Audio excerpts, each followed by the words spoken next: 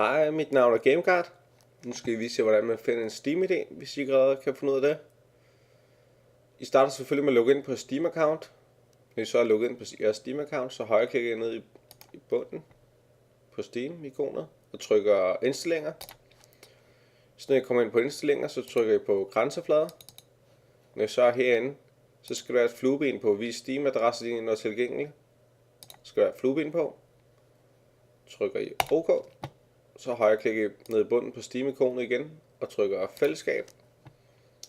Så når jeg trykker fællesskab, så kommer jeg herind. Bare hold over jeres accountnavn op i højre hjørne. Eller ikke deroppe, men heroppe. Trykker profil. Så kopierer vi linket heroppe. Kopier. Og så går vi ind på vores hjemmeside, klanens hjemmeside.